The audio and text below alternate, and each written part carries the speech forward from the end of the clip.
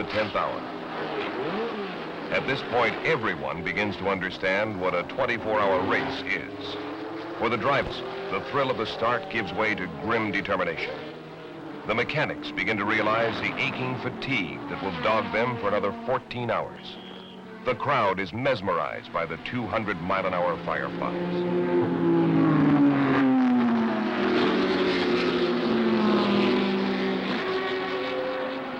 Le Mans is the supreme auto racing ordeal. To race here is to face the ultimate challenge. To win is to conquer the most rigorous test. And so Le Mans attracts only the daring and the bold. Drivers, manufacturers, even countries seeking a place in racing's history.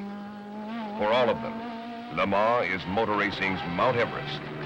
Le Mans is the grand prize.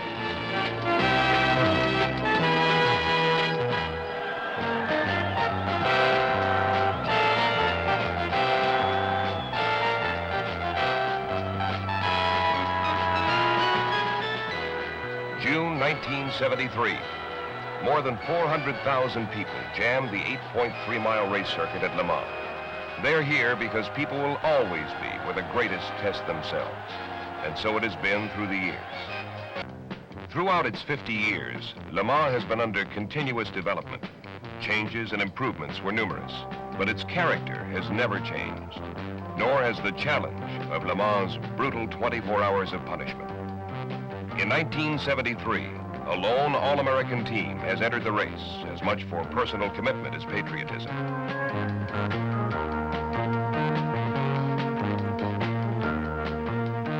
Headed by John Greenwood of Troy, Michigan, the team has been racing successfully in the United States. Its sponsor is the B.F. Goodrich Company. They are here at Le Mans to race on passenger automobile tires, to submit street tires to the stresses and demands of racing. These conditions are accelerated in an endurance race.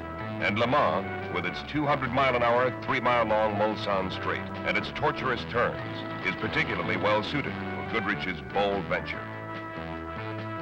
The tension, exhausting preparation, and high hopes that characterize this effort are typical of what each man, each team, each manufacturer, each country brings to Le Mans. Greenwood has brought over 2 immaculately prepared Corvettes, one as a backup, and drivers Bob Johnson, Ron Grable, Don Yenko, and Jim Greendyke to share the wheel. Crew chief Bob Johnson, a former Le Mans driver, has put together an expert crew to work the pits. The days before the race are spent sorting out the cars, learning the course, searching for that ideal mechanical human mixture that always seems so elusive. Would you just plain pace the car at whatever is very comfortable and smooth, so you don't tear the car up, you don't tear the tires up, and you don't completely get tired. But the only way you can do that is to hit the right line every single time right on. In other words, it's all concentration, just total concentration on what you're doing.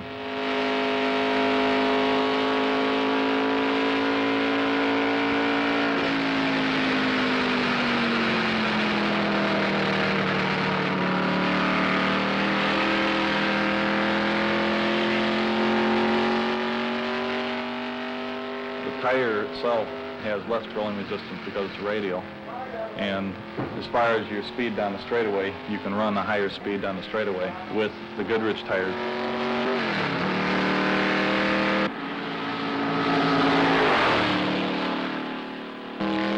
As far as cornering, the cornering is quite good here. In other words, the only disadvantage we got with the tires is the width and the fact that they're a street compound and not a racing compound. That's all you're giving away is actual cornering ability.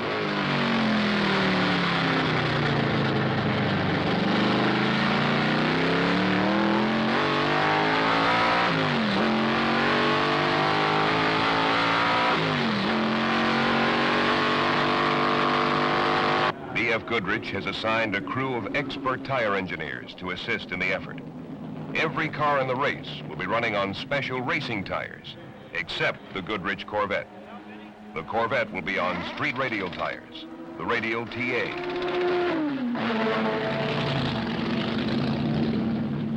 The Goodrich car will race in the Grand Touring category, against production line Porsches and Ferraris, legendary names.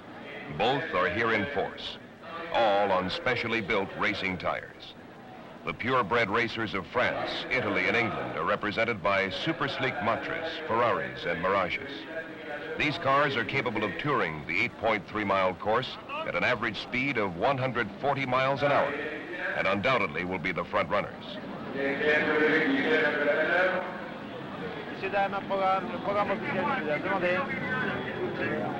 Race day. Le Mans is bathed in the warm June sun. Nearly 400,000 spectators settle down to enjoy this most important pageant of France, the 50th anniversary race, motor racing's grand prize.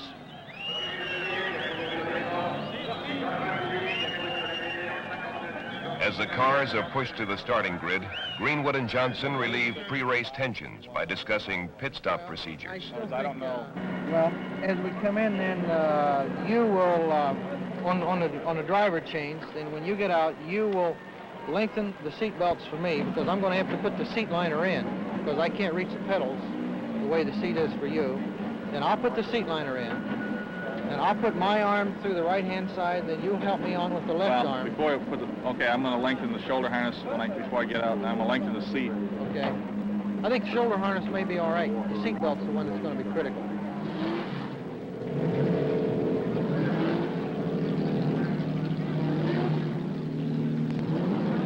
How are we going to get it in? What? Signals. I got it all. Okay.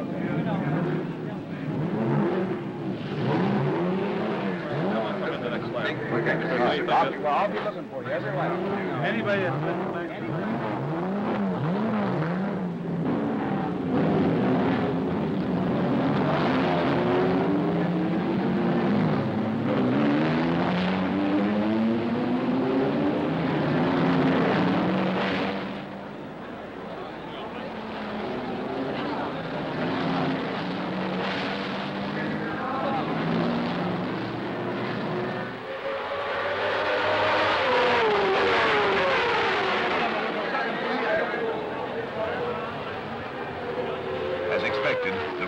and Matras set the early pace. First one, then the other takes its turn at the front. Greenwood's running comfortably with his competition.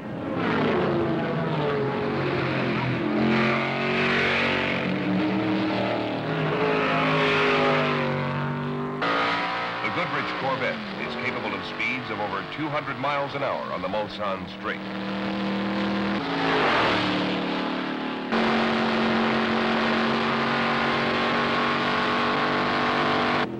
By the third hour, the Ferrari of Pace and Merzario has a lock on first. 3 French Matras follow.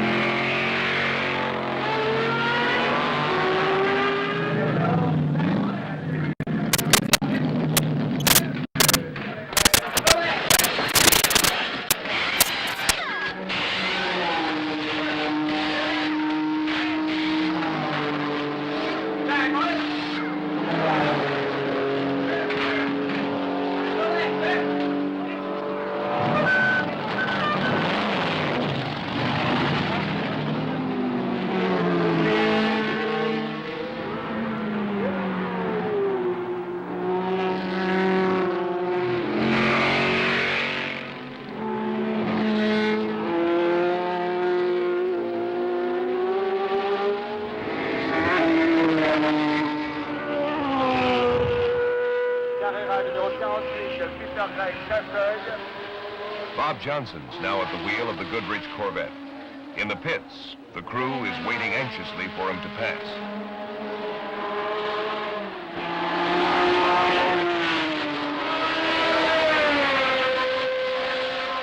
Word has come to the crew that Johnson is off the course, somewhere along the 3-mile stretch to Mulsanne.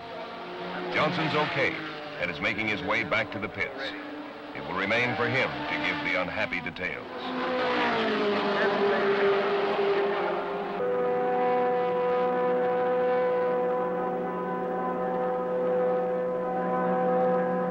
going down the back straight, you'd just given me the sign to come in for a pit stop. About halfway down, I looked at my gauges I was starting. And just before the kink, there's a dip in the road, and just as I went over the hump, the cockpit filled with smoke and the rear end locked up.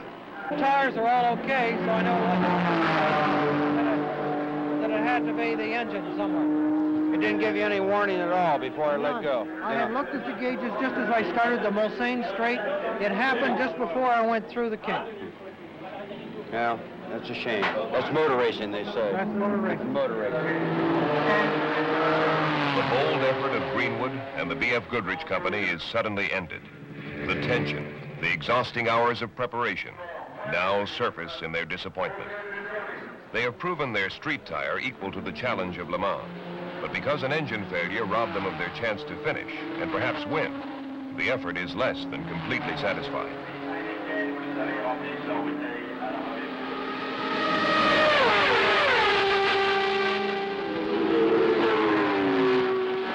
Darkness blankets the course, and with it comes the carnival atmosphere that is also Le Mans. But always the incessant wail of the cars knifing through the merriment.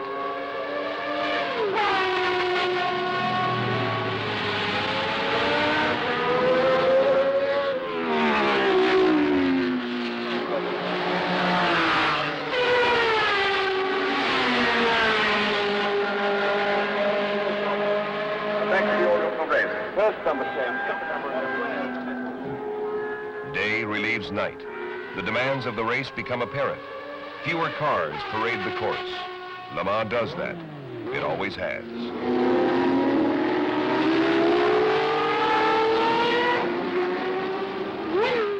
Perhaps as it should be, Matra of France has endured. France has won her first Le Mans with an all-French team, car and drivers, in many years. In 1973, the 24 hours of Le Mans was no less exacting than when it started 50 years ago. And those who competed share the knowledge that they have tested themselves, and win or lose, are the better for it.